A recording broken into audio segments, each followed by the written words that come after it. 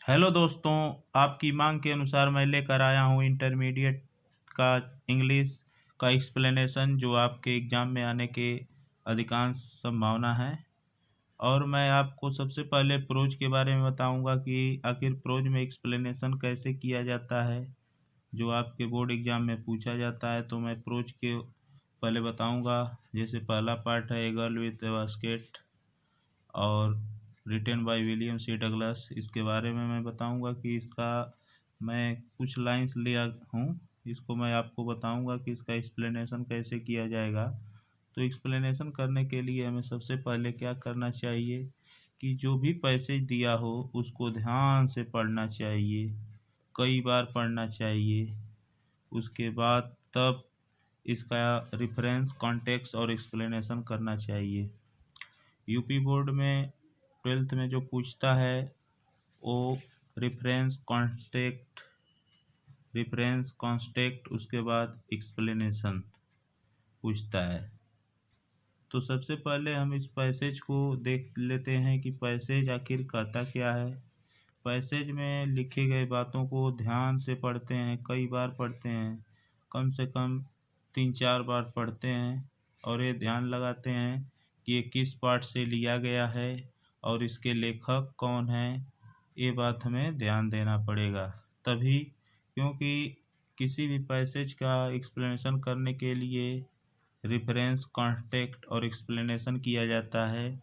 और हमें यह ध्यान देना पड़ता है कि इसके लेखक कौन है और ये किस पार्ट से लिया गया है, क्योंकि लेखक, राइटर और लेसन दोनों का जानकारी रहना अति आवश्यक है, तभी हम रेफरेंस कर पाएंगे। रेफरेंस करने के लिए हमें पैसेज को ध्यान से पढ़ना पड़ेगा, क्योंकि जब पैसेज हमें नहीं आएंगे, पैसेज क्या कह रहे हैं, अगर पैसेज नहीं समझ पाएंगे तो एक्सप्लेनेशन नहीं कर पाएंगे। जैसे कि ये गर्ल विथ ए बास्केट से लिया गया है, सबसे पहले हमें इस पैसेज को पढ़ना होगा कि ये पैसेज क्या कह रहे हैं। उसके बाद पैसेज को पढ़ने के बाद इसका इंग्लिश टू इंग्लिश अर्थ निकालते हुए हम रेफरेंस, कॉन्टेक्स्ट और एक्सप्लेनेशन करते हैं। उसके बाद जो है तब एक मामला पूरा होता है।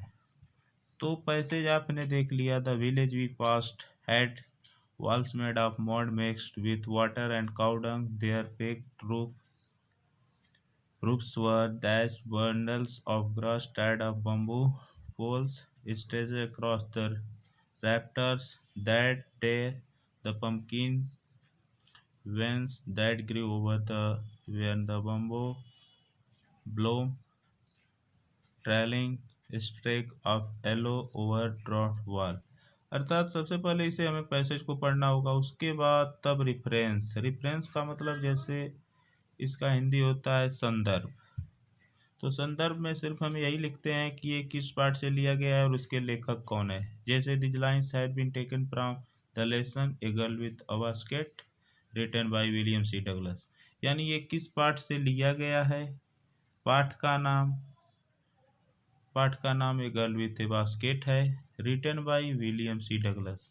रेफरेंस में हम यही लिखते हैं, ठीक है। उसके बाद कॉन्टेक्स्ट क्या होता है, इसको हम हिंदी में प्रसंग कहते हैं। अर्थात जो भी पैसेज होता है उसका शॉर्टकट, बहुत ही कम शब्द में कुछ बातें जो हैं व्यक्त की जाए, उसे हम संदर्भ के बाद प्रसंग का नाम लेते हैं। जैसे इन दिस लाइन्स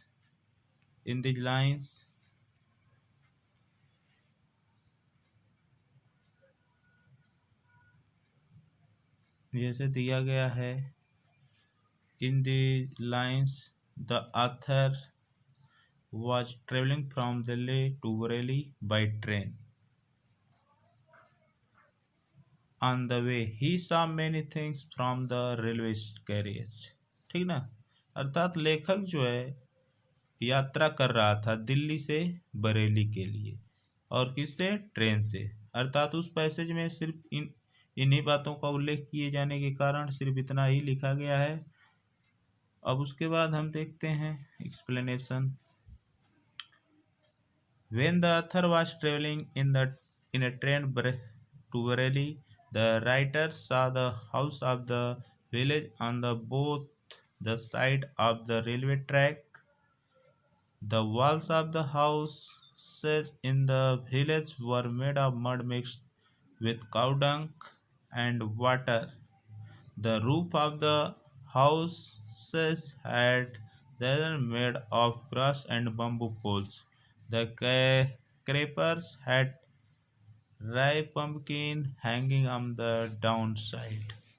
तो इस प्रकार से हम रेफरेंस, कॉन्टेक्स्ट और एक्सप्लेनेशन करते हैं। अर्थात सबसे पहले हम पैसेज को 3-4 बार पढ़ते हैं, उसके बाद उसको अर्थ को क्लियर करते हुए किस पार्ट से लिया गया है, इसके लेखक कौन है, ये ध्यान देने के बाद रेफरेंस लिखते हैं, फिर कॉन्टेक्स्ट लिखते हैं, तब जाकर फिर एक्सप्लेनेशन करते हैं। फिर हम देखेंगे अब पोएट्री में देखिए, पोएट्री का पहला lesson character of a happy life, composed by sir Henry Wotton. ठीक है, इसमें हम आपको बताएंगे कि character of a happy life composed by sir Henry Vuitton. How happy is he born or taught, the serf not and the swill, whose armor is utmost thought and simple truth is utmost skill। देखिए, इसमें एक प्रसन्नचित्त व्यक्ति के चरित्र के बारे में व्याख्या किया गया है। इसमें कवि जी एक जो प्रसन्नचित्त व्यक्ति है उसके कौन कौन से चरित्र होते हैं उसके बारे में व्याख्या किया गया है। तो सबसे पहले इस लाइंस को हम ध्यान से पढ़ते हैं, इस स्टेंजा को ध्यान से पढ़ते हैं, उसके बाद हम इसका रेफरेंस और कॉन्टेक्स्ट और एक्सप्लेनेशन जैसे हम प्रोज में किए ठीक उसी प्रकार से करेंगे, लेकिन कुछ इसमें भिन्नताएं रहेंगी। जैसे कि उसमें प्रोज में आप रिटन बाय लिखते थे, लेकिन पोइट्री में आपको कंपोज्ड बाय लिखना है। फिर उसमें कुछ भिन्नताएं और भी हैं, जैसे कि उसमें आप लाइंस लिखते थे, पैसेज लिख सकते थे, लेकिन इसमें लाइंस भी लिख सकते हैं, स्टेंजा भी लिख सकते हैं, और अगर कोई सोनेट हो तो सोनेट लिख सकते हैं, इपिक हो तो इपिक लिख सकते हैं। जैसे कविता की जो प्रकार होती है उसको हम डायरेक्ट एड्रेस कर सकते हैं। तो हम रेफरेंस क्या, this lines have been selected from the poem character of a happy life composed by sir Henry Wotton. उसी प्रकार से कॉन्टेक्स्ट में, in this lines the poet tells us about noble idea, truth and honesty life. अर्थात इस passage में, इस lines में कवि जो है हमें आदर्श विचार, सच्चाई और ईमानदारीपूर्ण जीवन के बारे में बता रहा है कि एक व्यक्ति का जीवन चरित्रवान होना चाहिए और उसका जीवन चरित्र से भरा होना चाहिए और वह सम्मानित व्यक्ति, आदर्श विचार होने चाहिए। फिर हम एक्सप्लेनेशन देखते हैं। The person who does not have to act as others wish to very happy. A happy man is who is not moved by passion. His life is pure, so he is not afraid of death. In other words, we can say that he does not flatter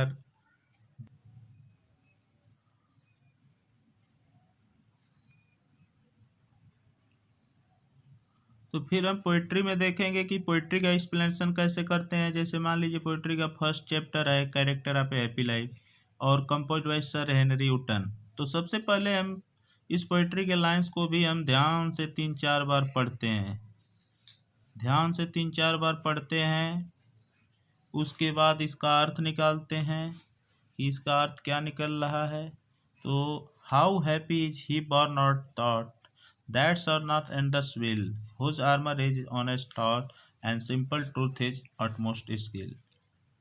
जन्म या ज्ञान से वह व्यक्ति कितना भी प्रसन्नचित हो, that's are not under will, जो दूसरों की इच्छाओं का दास नहीं है। Whose armour is utmost thought, जिसका ईमानदारी का विचार ही एकमात्र, आर्मर मीन्स सुरक्षा कवच हो, and simple truth is utmost skill, और जिसका सामान्य सच्चाई ही उसका सबसे बड़ी, अटमोस्ट स्किल मतलब सबसे बड़ा जो है बौद्धिक सकती हो। ठीक है, तो इसमें एक चरित्रवान व्यक्ति के बारे में बताया गया है कि एक प्रसन्नचित्त व्यक्ति जो होता है बहुत ही चरित्रवान होता है। एक प्रसन्नचित्त व्यक्ति के अंदर कौन कौन से गुण होते हैं उसके बारे में इसमें कवि जी व्याख्या किए हैं। तो सबसे पहले इसको हम ध्यान से लाइन को पढ़ेंगे, उसके बाद इसका एक्सप्लेनेशन करेंगे रेफरेंस कॉन्टेक्स्ट के साथ। ठीक है, तो सबसे पहले देखिए रेफरेंस में क्या किया जाता है। रेफरेंस में सबसे पहले इस पोएट्री के लाइंस किस पार्ट से लिए गए हैं, इसके पोएट कौन है, इसको ध्यान में रखना चाहिए। और ये पोएट्री कहीं इपिक, सोनेट या तमाम प्रकार के जो पोएट्री के काइंड्स होते हैं कहीं इस प्रकार के तो नहीं है। अगर ये इपिक रहता तो इपिक के नाम से हम इसको रेफरेंस देते, और वही सोनेट रहता तो सोनेट के नाम से। ठीक है, तो ये सोनेट नहीं है, इसलिए this lines have been selected from the poem character of a happy life compose by sir Henry Wotton. ठीक है, फिर कॉन्टेक्स्ट हम क्या करते हैं। In this lines the poet tells us about the noble idea truth and honest life. इसमें context में हम इस कविता के जो भाव क्या हैं, इसमें कवि कहना क्या चाहता है उसके बारे में हम थोड़ा सा लिखते हैं। इन दिस लाइन्स, इस लाइन्स में, ठीक है, द पोएट टेल्स अस, कवि हम लोगों को बता रहा है अबाउट द नोबल आइडिया, अच्छे विचार, ठीक है, ट्रूथ, सच्चाई एंड ऑनेस्टी लाइफ, ईमानदारी पूर्ण जीवन के बारे में बता रहा है कि एक जो चरित्रवान व्यक्ति होता है उसका जो जीवन नोबल आइडियाज, ट्रूथ और ऑनेस्टी होता है। ठीक है, फिर एक्सप्लेनेशन हम देखते हैं। The person who does not have to act as others wish is very happy. A happy man is who is not moved by passion. His life is pure, so he is not afraid of death. In other words, we can say that he does not flatter the kings. Truth is his only talent. He needs no other talent. इस प्रकार से हमें व्याख्या करके आसानी से UP board में number प्राप्त कर सकते हैं, बहुत ही कम मेहनत पर। इस प्रकार से अगर आपको कोई समस्या हो तो आप हमसे पूछ सकते हैं, हम आपके लिए और वीडियो लेकर आएंगे। और कुछ समझने में दिक्कत हो तो आप कमेंट बॉक्स में कमेंट करके पूछ सकते हैं। इस वीडियो को लाइक, शेयर और सब्सक्राइब करना न भूलें। धन्यवाद।